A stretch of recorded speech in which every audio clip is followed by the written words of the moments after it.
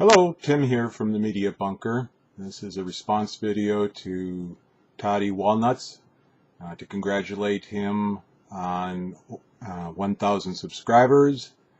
I hadn't intended to enter this contest, but I've really enjoyed watching the videos submitted so far, and it really got me thinking even more about the 10 questions that he asked. And so I thought I would take a crack at trying to tackle them myself. So with that said, the first of the 10 questions is, which item from your collection would you save from a burning building? And like several people I've seen, I wasn't sure if this was supposed to be a movie or a specific item that you consider your whole collection. I think it's supposed to be a DVD, Blu-ray, or VHS, or something else. So if it was a DVD or movie or something like that, the one that I would choose would be my Universal Classic Legacy set. Let's see if I can get it without the reflection. Because I like the statues. I love the movies, and I'm not going to be able to get rid of the reflection probably. Let's try it downward. There you go. And I've grown very fond of seeing the statues of Frankenstein's monster, Count Dracula, and the Wolfman on my shelf. The thing that was hard about this would be my first choice, I think, but I'm not sure if I could replace this one as easily, and that is this is a VH copy of the Godfather miniseries. Francis Ford Coppola spliced together the Godfather 1 and 2 along with additional material, took out some material, made the whole thing play in chronological order story. And so it's really epic, and I truly enjoy this version. I've read that he's never going to release it. I've never seen it on DVD, obviously not on Blu-ray. So the VHS copy was all that I could find, and it cost me more than I should have paid back when I got it. But I just really enjoy this. I'd like to get it transferred to DVD sometime. But if the question wasn't specifically about a movie or DVD item, the one that I would pick above all others would be a book, and that's this one. And I've talked about it in a previous video, at least one previous video, I believe. You can see it's seen better days.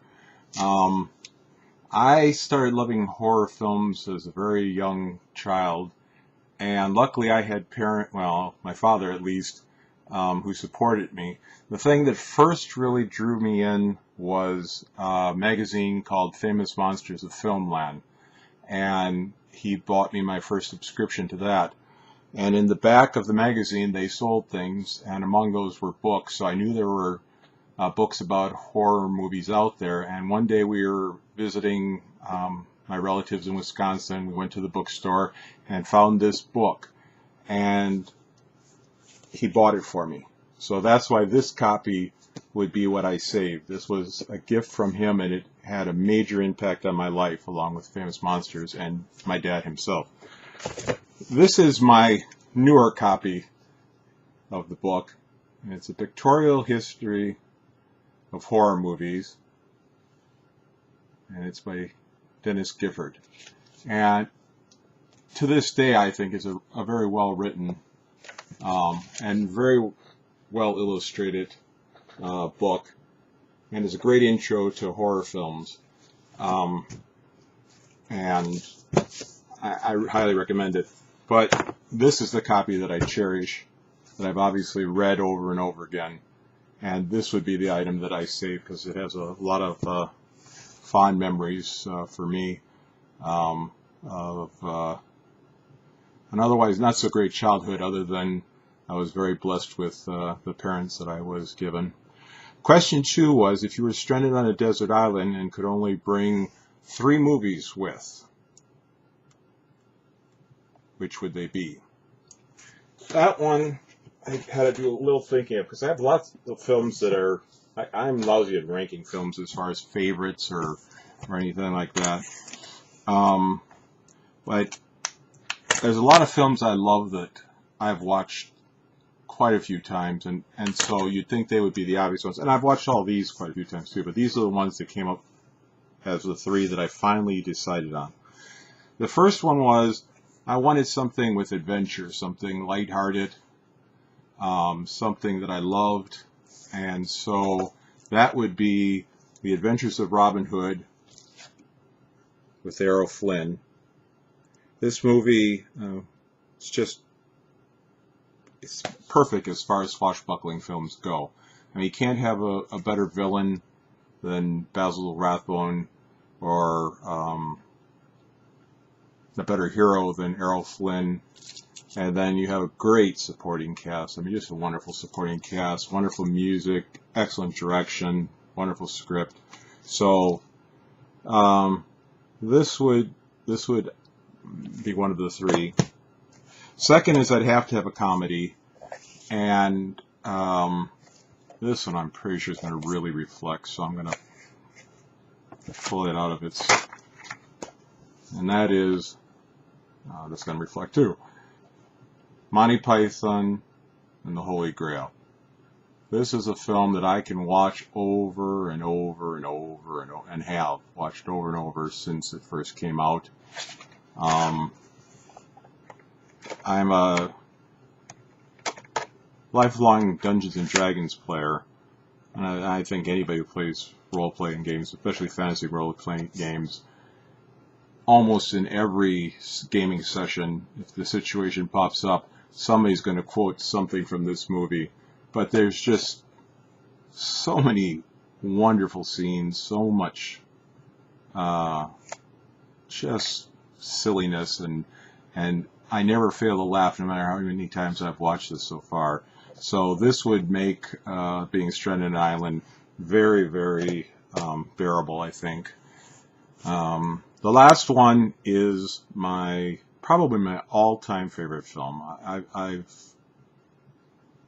always come back to it as my choice for favorite film, and it just, everything about it came together perfectly. I can't tell you how many times I've watched it. I've stayed away from it now for a while because I was afraid I would overdo it. So this one's not even out of the plastic. But the film is Casablanca with Humphrey Bogart. I mean, again, the direction is dead on. The supporting cast is amazing. Everything about this film, it's just, it might not be a high art, but it touches so many emotions. And for me, I can't imagine my life without this. I saw this when I was very young, and in every phase of my life, there's new stuff about it that I've appreciated. And so those would be the three films that I would take with me to watch on a desert island. Are we only up to the third? The third question is, which CD is currently in your CD player in your car? I am not good about leaving stuff in my car, and actually when I'm in the car, I mostly listen to radio. If it's not talk radio, it's the jazz station or the classical station. But when I go on a trip or when I'm running a specific errand, I will take music if I'm going to be sitting somewhere. And so the last time I was in the car with a CD was when I picked up somebody at the airport a month or so ago, and I'll be doing that for somebody else on Monday, so these might very well go with me again. But the one what I do is I drive out early, I park near the parking lot. When they text me that they've arrived, I head to the airport to give them time to get their luggage. So I listened to the first boy, first CD in the Beatles anthology, the first disc. So that is the last thing I listened to in my car in the CD player. But I don't have anything in it right now. And now with winter coming, I definitely wouldn't leave it out there. Then the fourth question was, what's in your DVD, Blu-ray, or VHS player? And again, I don't leave stuff in my players. But the last movie I watched was when a buddy came over the other day, and we watched Resident Evil Apocalypse. This is killing me. I have to figure out how the lights work so they're not always reflecting, but that's Slipcase. And he had bought it at the pawn shop when we were together and gave it to me when he was done. And we're just sort of every time he comes over, or actually every few times he comes over, we're alternating between this and Daredevil on Netflix. And so that was what we watched, and that was the last thing in my DVD player. Question 5 is a shout out to a YouTuber that you feel is underrated. I don't know that he's underrated. I know he has lots of friends and subscribers, but somebody I really enjoy is Sammy. His channel is Falagar, and I'll put the link in the description. I just don't think he gets enough thumbs up and enough comments for the amount of energy and enthusiasm he puts into his videos, and I would really love to see him get more subscribers and more active subscribers who would comment on his videos. He does everything. He does gaming videos, he does and he has started a new gaming channel as well. I'll link that also. He does movie reviews, DVD Blu-ray collections, response videos, chats, online chats. You'll find something you like, and you'll like Sammy. He's just very sincere. You could tell he really loves the things he's talking about, and he really enjoys interacting with people on YouTube. And for that alone, I think it would be worth subscribing to him. If you're looking for more than just watching videos, you want to be part of a channel that goes both ways. Somebody who's going to listen and respond. Falagar, Sammy is the channel. Sammy's channel is the place to go. So I will put both of those, along with obviously Todd Walnuts links in the description. Number 6, who is the first YouTuber you subbed to? I have no idea. I've lost several channels even. I have 2 channels right now. This one and a political one that nobody goes to, but I put it separate so nobody has to deal with my politics either. But I've had at least 2 other channels that I've lost, I can't get into, and YouTube will not help me in any way gain admittance to them.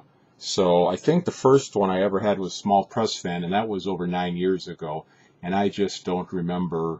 It's probably one of my small press publishing buddies, and I just don't remember who was the first person I subscribed to. Number 6 is who... Oh no, that was number 6. Number 7 is if you could meet one film star, dead or alive. Well, by film star, I'm assuming you mean in front of the camera, because there's a lot more directors I think I'd like to meet. So what I'm gonna do is I'm gonna quench that with if somebody living would be Clint Eastwood. I like him as an actor, but he's also an excellent director, and he's been around forever. He's done multiple iconic characters, dozens of wonderful films. And I can't imagine just sitting down and listening to him talk about his career, the people he's worked with, what drove him to go from being an actor to an actor-director, how he chooses his material that he wants to direct these days, because it's so different than his earlier stuff. There's just so much you could discuss with him. If it was somebody dead, I might pick Marilyn Monroe just because just because, but we'd have nothing to talk about. So the person I would pick would be Bela Lugosi. I love Bela. He may not have the best career, but he made some wonderful pictures, and he led a life very, almost a film in itself. I mean, and so I'd love to hear how he ended up where he ended up, the decisions he made, what he thought about certain people, certain things, certain parts that he played. So living, Clint Eastwood; deceased would be Bela Lugosi. Number 8, what is the most overrated and underrated films in my collection? So, overrated was not hard for me. I got this for, it came in a lot, I think, when I won on eBay. I did not buy this by itself. And even the lot wasn't expensive, but there was a movie in it I wanted. And that is, please, The Blair Witch Project. It's not just overrated. I hate this film. I just don't see what anybody sees in it. I mean, I've tried, and when you have 3 protagonists that you're rooting for them to die, that you find them so irritating and so sniveling and so annoying that you wish they'd just kill each other or commit suicide, there's no way you're going to enjoy the film. And then to have to spend that much time with them, and I didn't find it scary. I just wished that they would die very fast. Well, no, die very slowly, very painfully. And I hate, torture porn, but I just so disliked all the characters in that film, especially the lead woman. That I just did not understand the hype, other than that it was really well managed on the internet, because if somebody out there could explain to me what they enjoy about that film, even if they don't think it's as great a film, if they like it, if they could explain to me why they like it. And now I'm going to give you one that you can rip me apart, because I think this one is highly underrated. And the director, Uwe Boll, is hated. I mean, despised. Supposedly he just recently retired. And that film is a comedy called Postal. And it's theoretically based on the violent video game. But this is such a surreal, such a weird, over-the-top film. It's just insane, and it caught me totally off guard. The cast is wonderful. The jokes are just, and the story is bizarre. Everything about it's bizarre. If you've seen it, I'd love to hear. I've never met anybody. None of my friends will watch it. But I would love to know what somebody else thinks of it. So for me, I think that one is highly underrated. I think it is truly funny, but I have a very, very, very warped sense of humor. So, number 9, which movie edition in your collection has the best artwork in your opinion? There's a lot of them that have really great artwork. Well, there used to be. I had a lot of my DVDs, Blu-rays, and VHS stolen. But there's a lot of great art, but it usually comes from the original artwork of the posters, or it's a variation or something there, unless it's like the Arrow or Scream Factory, something special. But to me, the most truly original, and it's not a painting, it's a sculpture for a cover, and that alone moves it up there, and that is the Evil Dead Book of the Dead edition. And it's still holding up. I've wondered how long it's going to go before it starts to crack and disintegrate. But when I saw this, I just freaked, because it was such a great idea. And this is my favorite cover on anything I think I've probably ever owned in any media. Yeah, I tried looking for something I liked better, ones I thought I would like better, but that's the one that just hands down just kept going to the top of the list. And so finally, number 10 is, if you could ask Toddy Walnuts one question, what will it be? Well, I am going to ask Todd E. Walnuts a question because this video is a reply to him. And, you know, I thought about a lot of stuff that, you know, favorite this, favorite that, why this. Finally, I decided, and I haven't been subscribed to Todd since the beginning of his channel. So this has probably been covered somewhere before. But what I'm interested in knowing is when or what happened to turn him into a truly dedicated movie fan. Not just somebody who watches movies anymore. What was the thing that changed your life, changed the direction, where movies were more than just something, you know, that you went to with your friends or a date or stayed up late to watch on TV, or, you know, what made them a focus, anchor in your life?